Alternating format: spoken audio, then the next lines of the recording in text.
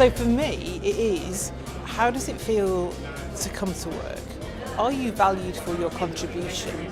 So it is not a warm and cuddly place. It is saying, I know you have a different view on this from me.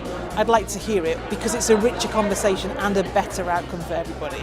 It doesn't matter who you are, you feel completely comfortable and you feel completely at home and you can do your best. I think one of the things that gets missed is the importance of having a diverse workforce.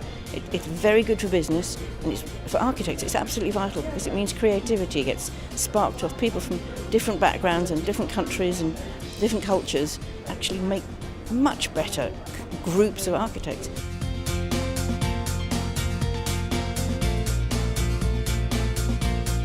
So if you have problems, as all organisations have, or new things you want to develop and take forward, answering it from only one dimension or a narrow set of dimensions, you will come to a limited solution. Getting more people in the room with different ideas, you will miss things because you're only looking at it from one angle. Let's get everyone's views contributing to what we need to do. So I think that the actual benefit from a company perspective, from a share price perspective, is that you will do better financially, but in terms of corporate social responsibility, you also tick that box as well. So people need to know that diversity isn't just a nice to have, actually it's good for business.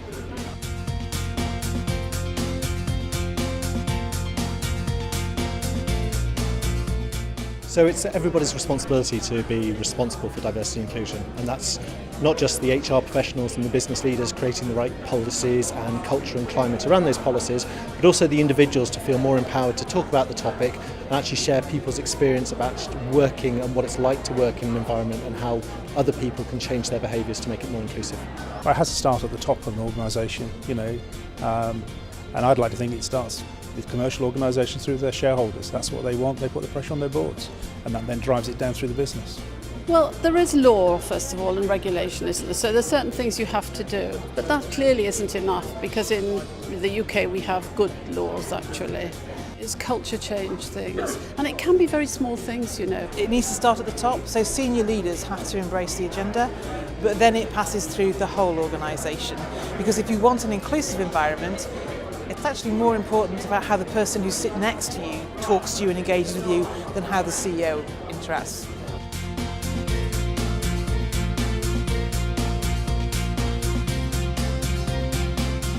The first thing was awareness, in my view, and that was getting out there and talking, and at all levels I've been doing lectures for students of architecture, talking about equality and inclusion, and also about unconscious bias.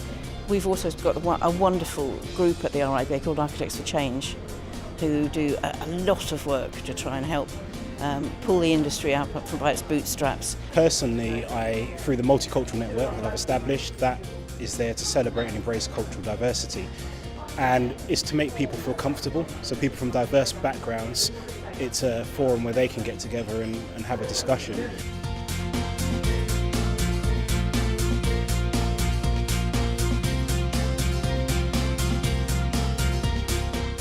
So the first thing is be more open and talking about this. So it's not just putting out a sign of we support diversity, actually have role models go out and talk about what does diversity really mean to us.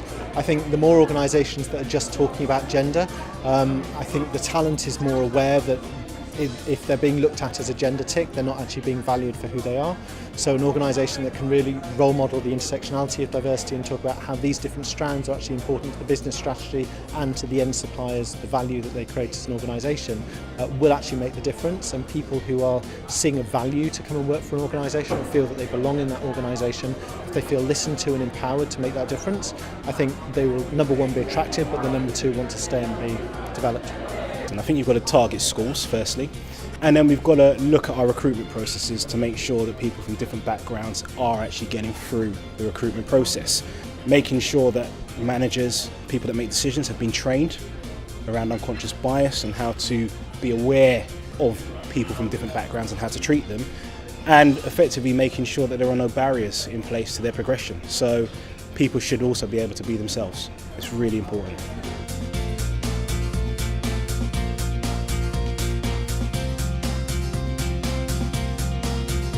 I think the thing I will take back is that you can't be complacent.